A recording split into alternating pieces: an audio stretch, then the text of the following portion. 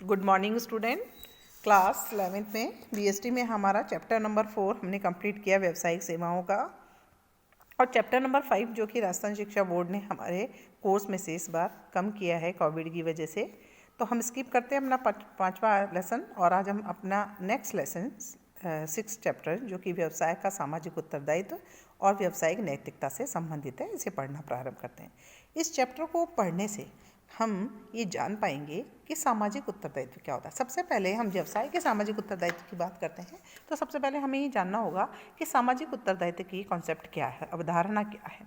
तो हम इसके माध्यम से जान पाएंगे कि व्यवसायिक उत्तरदायित्व क्या होता है, सामाजिक उत्तरदायित्व क्या होता है। कहते हैं आप समाज में अनेक वर्ग होते हैं, अनेक वर्गों के प्रति एक व्यवसाय की क्या सोशल रिस्पॉन्सिबिलिटीज़ होती हैं, इसके बारे में हम इस लेसन के माध्यम से अध्ययन करेंगे। साथ ही साथ व्यवसाय और पर्यावरण संरक्षण के मध्य संबंध का भी हम इस चैप्टर में ही विश्लेषण करने जा रहे हैं। व्यावसायिक नैतिकता की अवधारणा को परिभाषित करते हुए हम व्यावसायिक नैतिकता के तत्वों को भी इस अध्याय के माध्यम से पढ़ने का प्रयास करते हैं।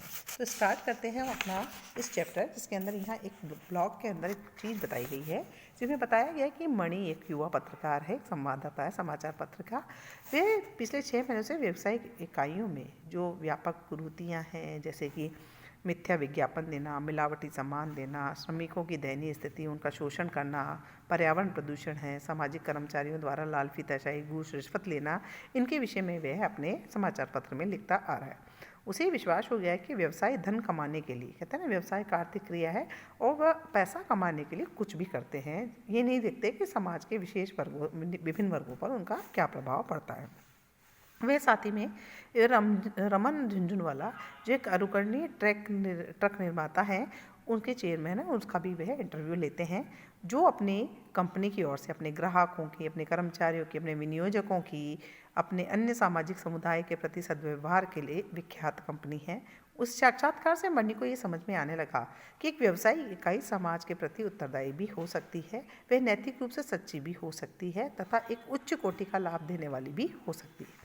इसके उपरांत वह व्यवसाय के सामाजिक उत्तरदायित्व और व्यवसाय के नैतिक विषय के अध्ययन में जुट जाता है। तो यहाँ पर जो हमारा ये ब्लॉक है, ये हमको ये समझाने की कोशिश कर रहे हैं रमन अपनी बातों से कि सोशल रिस्पॉन्सिबिलिटी क्या होती है। कि एक बिजनेसमैन होता है, उसके दृष्टिकोण अलग अलग हो सकते हैं। हम बताएं कि एक व्यवसाय के फलने फूलने में समाज का एक विशेष रोल होता है। समाज के विभिन्न पक्ष उसे किसी न किसी तरह से सहयोग करते हैं, समाज के संसाधन व प्रयोग में लेता है और समाज के लिए ही अपनी वस्तुओं सेवाओं को उत्पादित कर उसे लाभान्वित करता है।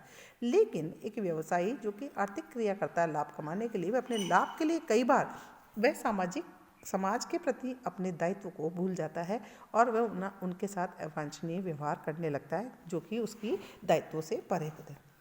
वह लाभ कमाते समय भूल जाता है, वस्तुओं का निर्माण खराब करता है, उसके अंदर मिलावट करता है, मिथ्या विज्ञापन देता है। तो ये सारी चीज़ें जो कि किसी न किसी रूप से क्या करती है, समाज के लिए विनाशकारी होती है, उसका ऊपर बुरा प्रभाव पड़ता है।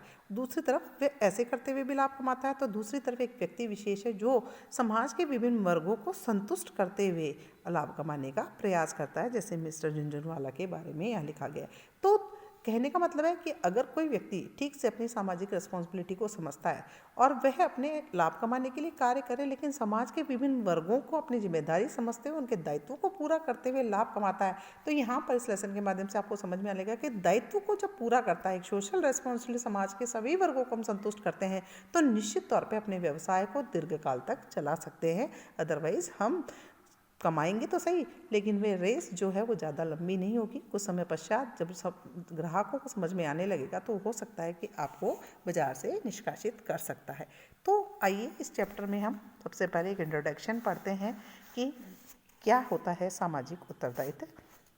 सबसे पहले कि नैतिकता का सिद्धांत व्यावसायिक इकाइयों को सामाजिक आकांक्षाओं को ध्यान में रखते हुए व्यावसायिक क्रियाओं को करना चाहिए और लाभ अर्जित करना चाहिए, ऐसा माना जाता है। कि हमारा सिद्धांत ही सिखाता है कि आप कुछ भी कमाते हैं, इसका मतलब ये नहीं कि दूसरों को इग्नोर करें। आप अपनी व्यावसायिक इकाई है जो लाभ कमाती है, तो वह समाज के विभिन्न वर्गों की आकांक्षाओं को ध्यान में रखें, इस प्रकार की क्रियाएँ करें कि उनको किसी भी प्रकार से उसका हनन न हो और फिर लाभ कमाएं।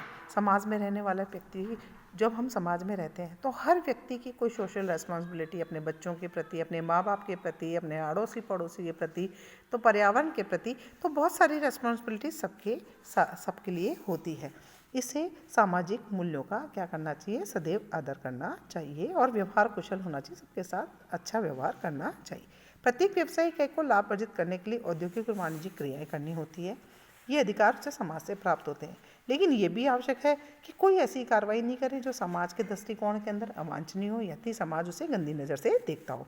कुछ ऐसी कार्रवाइयाँ हैं जो लाभ को तो अधिक प्रदान करती है लेकिन समाज पर उसका प्रतिकूल प्रभाव पड़ता है, जैसे कि आप गलत विज्ञापन देते हैं, करों का समय पर भुगतान नहीं करते हैं, वातावरण को प्रदूषित करते हैं, ग्राहकों का शोषण करते हैं।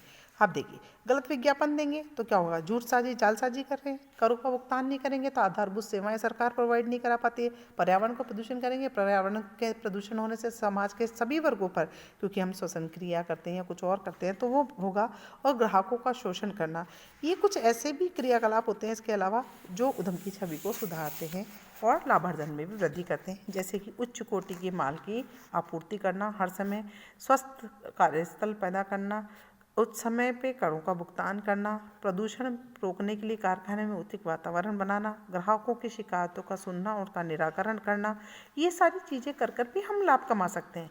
वास्तव में सत्य तो यही है कि जो व्यक्ति अपने सामाजिक उत्तरदायित्व और सच्ची नैतिकता का व्यवहार करता है तो वह व्यवसायी जो है दीर्घकाल तक अपनी क्या प्राप्त कर सकता है, सफलता को हासिल कर सकता है। तो ये जो चैप्टर जो हम पढ़ने जा रहे हैं सामाजिक उत्तरदायित्व की अवधारणा का, ये चैप्टर वास्तवता में एक व्यवसायी द्वारा किए गए व्यवहार के अंदर उसे किस तरीके से अपने उद्देश्य को प्राप्त करने के लिए क्रियाएं करनी चाहिए उसको समझाने का प्रयास करते हैं कि हम व्यवसायी तो बनते हैं लेकिन एक व्यवसायी बनकर लाभ कमाने की, कहते हैं ना हम व्यवसायी हैं तो बस लाभ कमाना है, लाभ कमाना चाहिए, क्योंकि बिना लाभ के हम आगे नहीं बढ़ सकते हैं। तो लाभ मस्ट है, लेकिन ये कहाँ लिखा है कि आप दूसरों को दबाकर लाभ कमाएं। तो आपकी, क्योंकि आप एक सामाजिक प्राणी होने के साथ साथ व्यवसायी भी हैं, तो आपको समाज में रहकर व्यवसाय करना है, तो सामाजिक उत्तरदायित्व की भावना को समझना होगा और उसे पूरी तरह निर्वाह करते हुए अधिकाधिक लाभ कमाना होगा। तो बच्चों, आज के लिए इतना। कल हम पढ़ते हैं सामाजिक उत्तरदायित्व का कॉन्सेप्ट क्या होता है।